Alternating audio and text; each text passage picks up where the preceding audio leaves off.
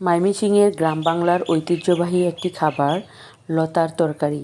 জাল জাল চেপা দিয়া লতার তরকারি রান্না করা কী যে স্বাদ মজা। গরুর মাংসও কিন্তু ফেল করবে এইরকম চেপা দিয়ে লতা রান্না করা।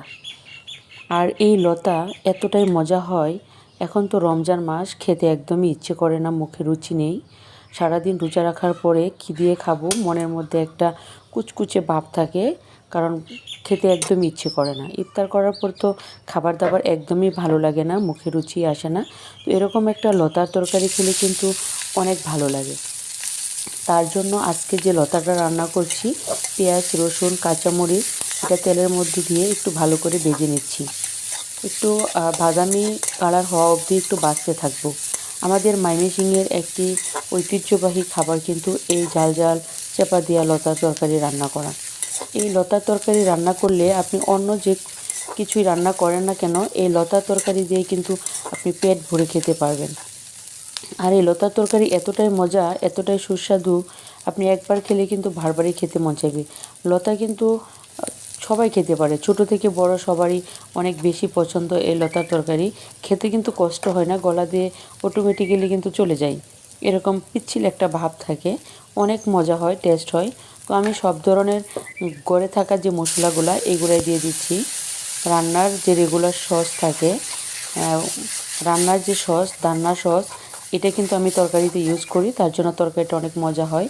আর ধনে গুঁড়া, মরিচ, হলুদ, লবণ, স্বাদমতো লবণ, এগুলো দিয়ে একটু ভালো করে কষিয়ে নেবেন। অবশ্যই কাঁচামরিচ দেওয়ার চেষ্টা করবেন, কাঁচামরিচ দিলে একটা ভালো একটা ফ্লেভার চলে আসে। আমি চেপাগুলো দিয়ে দিচ্ছি, চেপা দিয়ে খুব ভালো করে একটু কষিয়ে নেব।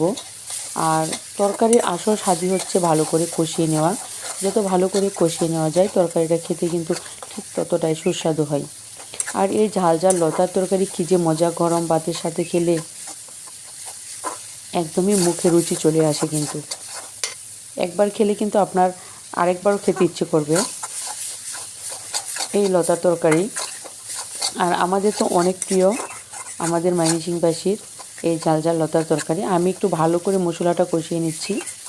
যত ভালো করে মশলাটা কষিয়ে নেবেন তরকারিটা খেতে কিন্তু ততটাই টেস্ট হয়। তার জন্য আমি ভালো করে একটু নেড়ে চেড়ে চেপাটা একটু ভালো করে ভেঙে মশলাটা কষিয়ে নিচ্ছি। আর লতাটা ধুয়ে লতাটা দিয়ে দিচ্ছি।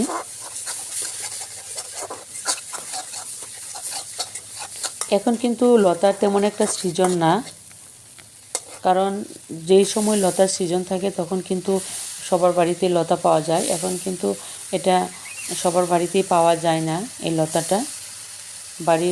গ্রামের বাড়িতে কিন্তু সব জায়গায় লতা হয়ে থাকে। ক্ষেত কচু, এমনিতে যে কচুগুলো থাকে বাঁশ কচু, ওইগুলোর মধ্যে কিন্তু লতা ধরে। আবার আমাদের গ্রামের ভাষায় বলে আনাল্লা কচু, ওইগুলোর মধ্যে কিন্তু চিকন চিকন লতা ধরে। ওই লতাটা দেশি লতা, ওইটা খেতে কিন্তু আরও ভীষণ মজা হয়। আর যেহেতু এটা মোটা লতা, এর জন্য আমি একটু ফালো ফেলে করে দিয়েছি, যাতে খুব ভালো করে ভিতরে মশলাটা অ্যাড হয়, ভালো করে সিদ্ধ হয়। আমি খুব ভালো করে লতাটা কষিয়ে নিচ্ছি। লতা খুব ভালো করে কষাবো, যাতে লতার গায়ে একটু পানি না থাকে। এরকম ভালো করে কষিয়ে নিলে, যদি পানির লতাও থাকে তাহলে কিন্তু আপনার গলায় ধরবে না, চুলকাবে না। অনেকেই লতা খেতে ভয় পায়, যে লতা নাকি চুলকাবে, গলা চুলকাবে, কিন্তু আমার কাছে লতার তরকারিটা অনেক বেশি পছন্দের। তার জন্য আমি রমজান মাসে লতার তরকারি রান্না করছি। আর এই খেতে আমার কাছে খুব ভালো লাগে, কারণ সারাদিন রোজা রাখার পরে একটা ক্লান্তি ভাব চলে আসে ইফতার খাওয়ার পরে, আর একদমই খেতে মন চায় না। তার জন্য তারাবির নামাজ শেষ করে যখন আমরা ভাত খেতে বসি, তখন কিন্তু টেবিলে বিভিন্ন ধরনের খাবার থাকা সত্ত্বেও কিন্তু খেতে ইচ্ছে করে না। আর তখনই এই রকম মজার একটা লতার তরকারি হলে কিন্তু একদমই খেতে ইচ্ছে করবে এবং পেট ভরে খাওয়া যাবে। তার জন্য আমি এই ঝাল ঝাল লতার তরকারিটা রান্না করছি। সবাই কিন্তু লতার তরকারি রান্না করতে পারেন। আমার এই রেসিপিটা যদি ফলো করে লতার তরকারি রান্না করেন, আশা করছি খেয়ে খুবই মজা পাবেন এবং খুবই ভালো লাগবে। অবশ্যই আমার এই রেসিপিটা ফলো করে একবার হলেও এরকম ঝাল ঝাল একটা লতার তরকারি রমজান মাসে খেয়ে দেখেন, অনেক বেশি মজা লাগবে, অনেক বেশি টেস্ট, স্বাদ এবং যে গন্ধ আসে, চেপার যে একটা সুন্দর ঘ্রাণ আসে, এটা দিয়ে কিন্তু আপনি পেট ভরে খেতে পারবেন। দেখেন তরকারিটা দেখতেই কত লোভনীয় হচ্ছে, আর খেতে তো মাশাআল্লাহ অনেক ভালো হবে। আর এই যে আমার কিন্তু অনেক পছন্দ এরকম লতার তরকারি। আর এটা আপনারা কিন্তু রান্না করে এরকমভাবে খেতে পারেন। গ্রামে সাধারণত আমাদের সবার বাড়িতে কিন্তু এই লতাটা পাওয়া যায়।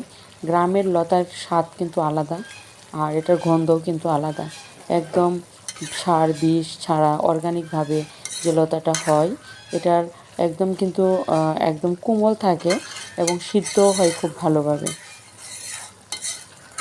আর আমরা যারা ময়মনসিংহবাসী আছি, আমাদের গ্রামে কিন্তু অনেকেরই কচু লতা বিভিন্ন ধরনের শাকসবজি পাওয়া যায় আমাদের গ্রামে।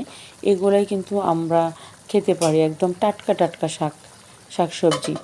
আর এই যে এই লতাটা দেখেন রান্না করতে একদম ভালো করে সিদ্ধ হয়ে গেছে, আর খেতে তো মাশাআল্লাহ অনেক ভালো ছিল।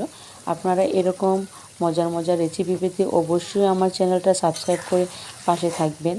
আরও আমার চ্যানেলে বিভিন্ন রেসিপি ভিডিও দেওয়া আছে, চাইলে অবশ্যই আপনারা আমার চ্যানেলটা ঘুরে দেখে আসতে পারেন। অনেক মজার মজার ভর্তা, শুটকির ভর্তা, মাছ ভর্তা, বিভিন্ন ধরনের রান্নার অনেক সুন্দর সুন্দর ভিডিও দেওয়া আছে। আশা করছি সবাই আমার এই ভিডিওগুলো ঘুরে দেখে আসবেন চ্যানেল থেকে। আর অবশ্যই সাবস্ক্রাইব করে আমার পাশে থাকবেন, আরও নতুন নতুন ভিডিও যাতে আপনাদের সামনে নিয়ে আসতে পারি। যদি ভালো লেগে থাকে অবশ্যই লাইক কমেন্ট শেয়ার করবেন। আর এই যে মজার মজার যে রান্না, এই রান্নাগুলো কেমন লাগলো অবশ্যই কমেন্ট করে জানাতে ভুলবেন না। দেখেন লতার তরকারিটা কত লোভনীয় হয়েছে, একদম ঝাল ঝাল কিন্তু লাগবে মুখে, খেতে কিন্তু ভীষণ মজা লাগবে। কারণ সারাদিন রোজা রাখার পরে মুখটা এমনিতেই কিন্তু একদম সিদ্ধ সিদ্ধ ভাব থাকে, খেতে একদমই ইচ্ছে করে না। আর এরকম গরম গরম ধোয়া ওঠা একটা লতার তরকারি হলে কিন্তু কেতকেতি গলা দিয়ে ভাত চলে যাবে, আর খেতে কিন্তু ভীষণ মজা হবে।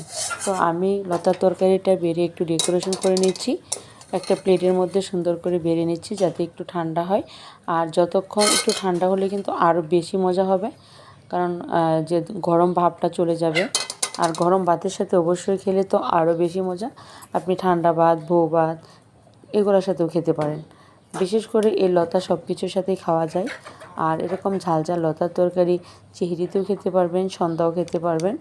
আমার কাছে অনেক ভালো, লতা খেলে আমি কিন্তু একটু পেট ভরে ভাতই খেতে পারি। আর এই লতার তরকারি দিয়ে আমি কিন্তু অনেক পেট ভরে ভাত খেয়েছিলাম, অনেক ভালো ছিল লতার তরকারিটা। তো আপনাদের কাছে কেমন লেগেছে আমার এই লতার তরকারিটা রেসিপিটা অবশ্যই কমেন্ট করতে ভুলবেন না। আর অবশ্যই কমেন্টে আমাকে জানাবেন।